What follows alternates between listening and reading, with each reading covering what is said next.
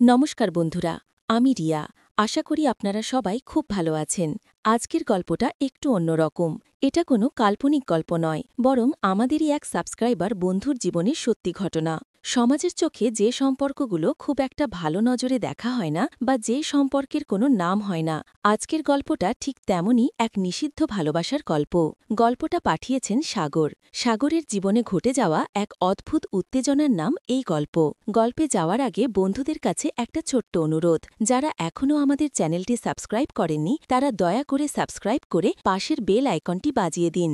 এতে করে আমাদের নতুন সব রোমান্টিক আর জীবনের গল্প সবার আগে আপনার কাছে পৌঁছে যাবে। তো চলুন আর দেরি না করে শুরু করি সাগরের পাঠানো জীবনের সেই গোপন অধ্যায়টি। আমার নাম সাগর। বয়স তখন সবে 22-এ পা দিয়েছি। ভার্সিটির সেকেন্ড ইয়ারে পড়ি। টকবগে যৌবন যাকে বলে, শরীরের রক্ত তখন গরম।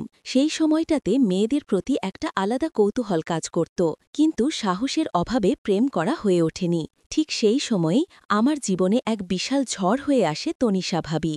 তনিষা ভাবি সম্পর্কে আমার দূর সম্পর্কের মামাতো ভাইয়ের বউ। ভাইয়ার পোস্টিং ছিল ঢাকার বাইরে, কিন্তু ভাবি প্রেগনেন্ট ছিলেন বলে বাপের বাড়ির কাছাকাছি থাকার জন্য আমাদের শহরে একটা ফ্ল্যাট নিয়ে থাকছিলেন। আমার মেস ছেড়ে তখন থাকার জায়গা নিয়ে একটু সমস্যা হচ্ছিল, তাই আম্মু কথা বলে আমাকে সাময়িকভাবে ভাইয়ার সেই ফ্ল্যাটে থাকার ব্যবস্থা করে দিল। ভাইয়া মাসে একবার আসতেন, বাকি সময় ভাবি আর আমি ওই 3 রুমের ফ্ল্যাটে। ভাবি দেখতে অসম্ভব সুন্দরী ছিলেন, গায়ের রং কাঁচা হলুদ, আর শরীরের গঠন এমন যে যে কোনো পুরুষের মাথা ঘুরে যাবে। কিন্তু ভাইয়ার সাথে তার সম্পর্কটা খুব একটা ভালো ছিল না। ভাইয়া একটু রাগী স্বভাবের আর সন্দেহবাতিক ছিলেন, প্রায় ফোনে ঝগড়া হতো ওদের। আমি পাশের রুম থেকে সব শুনতাম। প্রথম প্রথম আমি ভাবির সাথে খুব একটা কথা বলতাম না, লজ্জা পেতাম। ভাবিও নিজের মতো থাকতেন, কিন্তু একই ছাদের নিচে থাকলে কি আর চোখাচোখি এড়ানো যায়? বিশেষ করে যখন সকালবেলা ভাবি গোসল করে ভেজা চুলে বারান্দায় আসতেন, অথবা দুপুরে পাতলা সুতির শাড়ি পরে সোফায় বসে টিভি দেখতেন, আমার চোখ অবাধ্য হয়ে যেত। একদিন ভাইয়া ফোনে খুব বকাবকি করলেন ভাবিকে। ভাবি খুব কাঁদলেন, দুপুরে খেতেও ডাকলেন না। আমি নিজের থেকে গিয়ে বললাম, ভাবি শরীর খারাপ লাগছে, খাবেন না? ভাবি চোখ মুছে আমার দিকে তাকালেন। সেই কান্না ভেজা চোখে এক অদ্ভুত মায়া ছিল। তিনি বললেন, না ভাই, তুমি খেয়ে নাও, আমার ইচ্ছে করছে না। আমি জেদ করলাম, বললাম, আপনি না খেলে আমিও খাবো না। আমার এই কথায় ভাবি একটু হাসলেন। সেই হাসিটা আমার বুকের ভেতর তোলপাড় করে দিল। তিনি উঠে এসে আমাকে খাবার বেড়ে দিলেন। সেদিন থেকেই আমাদের দেয়ালটা একটু ভাঙল। আস্তে আস্তে আমাদের কথা বলা বাড়ল। ভাইয়া যত বেশি অবহেলা করত, আমি তত বেশি ভাবের কেয়ার নিতাম। বাজার করে দেওয়া, ডাক্তার দেখানো বা বিকেলে ছাদে গিয়ে গল্প করা সবই করতাম। আমি বুঝতে পারছিলাম ভাবি মানসিকভাবে খুব একা। একটা মেয়ে যখন স্বামীর আদর থেকে বঞ্চিত হয়, তখন সে একটু সহানুভূতির কাঙ্গাল হয়ে পড়ে, আর আমি ঠিক সেই সুযোগটাই নিচ্ছিলাম, হয়তো নিজের অজান্তেই বা হয়তো জেনে বুঝেই। সেদিন ছিল শ্রাবণ মাস।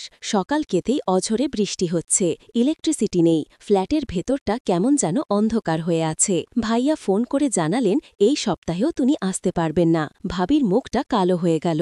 আমি ড্রয়িং রুমে বসে বই পড়ছিলাম, কিন্তু মন ছিল না। ভাবি এসে পাশে বসলেন, পরনে একটা আকাশি রঙের শাড়ি, আঁচলটা অসাবধানে একটু খসে আছে। মোমবাতির আলোয় তাকে কোনো দেবীর মতো লাগছিল, আবার একই সাথে খুব আবেদনময়ী। ভাবি দীর্ঘশ্বাস ফেলে বললেন, সাগর, জীবনটা বোধহয় এই 4 দেওয়ালের মধ্যেই শেষ হয়ে যাবে, কেউ আমার খোঁজও রাখে না। আমি বইটা বন্ধ করে ভাবির দিকে তাকালাম, তার গলার স্বরে অভিমান আর কষ্ট। আমি সাহস করে বললাম, কে খোঁজ রাখে না ভাবি? ভাইয়া না রাখলে কি হবে, আমি তো আছি। কথাটা বলার পর আমি নিজেই চমকে গেলাম। ভাবি আমার দিকে তাকালেন, সেই চাউনিতে বিস্ময় ছিল, কিন্তু রাগ ছিল না। তিনি বললেন, তুমি তো আছোই, তুমি না থাকলে এই কটা দিন আমি পাগল হয়ে যেতাম। বাইরে তখন মেঘ ডাকার শব্দ। একটা দমকা হাওয়ায় মোমবাতিটা নিভে গেল। ঘরটা একদম অন্ধকার, কিন্তু বিদ্যুতের চমকানি মাঝে মাঝে ঘরটা আলোকিত করে দিচ্ছিল।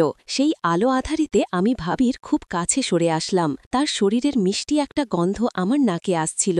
আমার হৃৎস্পন্দন তখন ট্রেনের গতিতে চলছে। আমি বললাম, ভাবি ভয় করছে? ভাবি ফিসফিস করে বললেন, একটু। আমি আমার হাতটা অজান্তেই ভাবির হাতের ওপর রাখলাম। ভাবি হাতটা সরালেন না। তার হাতটা ঠান্ডা, কিন্তু আমার হাত রাখার পর যেন সেখানে উষ্ণতা ছড়াতে লাগল।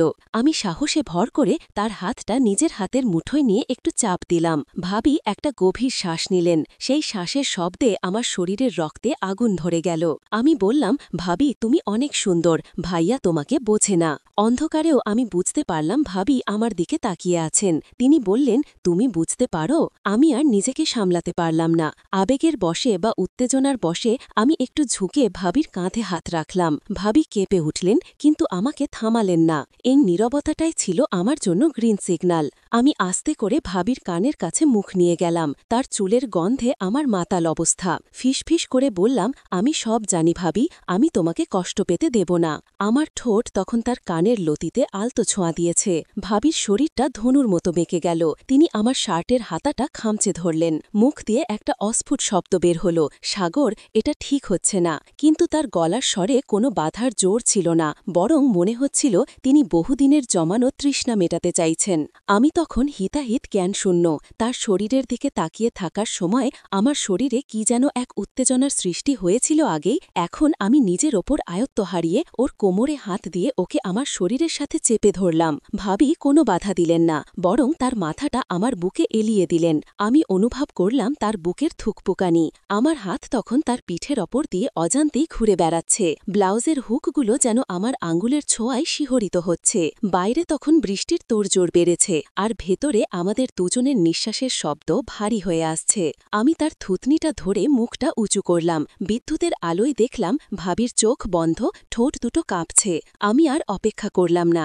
আমার ঠোঁট নামিয়ে আনলাম তার ঠোঁটের ওপর, প্রথমে আলতো করে, তারপর গভীর আবেগে। ভাবি প্রথমে একটু শক্ত হয়ে থাকলেও পর মুহূর্তেই তার দুই হাত আমার গলার পেছনে জড়িয়ে ধরলেন। আমরা যেন একে অপরের মধ্যে মিশে যাচ্ছিলাম। সেই মুহূর্তে পৃথিবীর আর কোনো নিয়ম, কোনো সম্পর্ক, কোনো সমাজ আমাদের কাছে ছিল না। ছিল শুধু দুটো তৃষ্ণার্থ শরীর আর এক নিষিদ্ধ খেলার নেশা। আমি তাকে সোফাতেই আরও নিবিড়ভাবে জড়িয়ে ধরলাম। আমার হাত তখন তার শাড়ির ভাঁজে ভাঁজে পথ খুঁজে নিচ্ছে।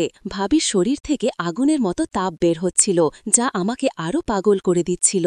আমি তার গলায় ঘাড়ে মুখ ডুবিয়ে দিলাম। তিনি অস্ফুট স্বরে গোঙাতে লাগলেন, সাগর, ওহ সাগর।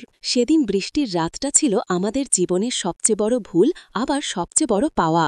ভাইয়ার প্রতি রাগ, নিজের একাকিত্ব আর আমার সদ্য যৌবনের উত্তেজনা সব মিলে মিশে একাকার হয়ে গিয়েছিল। আমরা জানতাম এটা অন্যায়, কিন্তু সেই অন্যায়ের স্বাদটা ছিল বিষাক্ত মধুর মতো। বন্ধুরা, সাগরের পাঠানো গল্পটা কিন্তু এখানেই শেষ নয়। সেই রাতে তাদের সম্পর্কটা কতদূর গড়িয়েছিল এবং এরপর তাদের জীবনে কি ভয়ঙ্কর পরিস্থিতি এসেছিল তা জানতে হলে আমাদের কমেন্ট করে জানান। আজকের পর্বটি ভালো লাগলে লাইক করতে ভুলবেন না। দেখা হবে পরের পর্বে।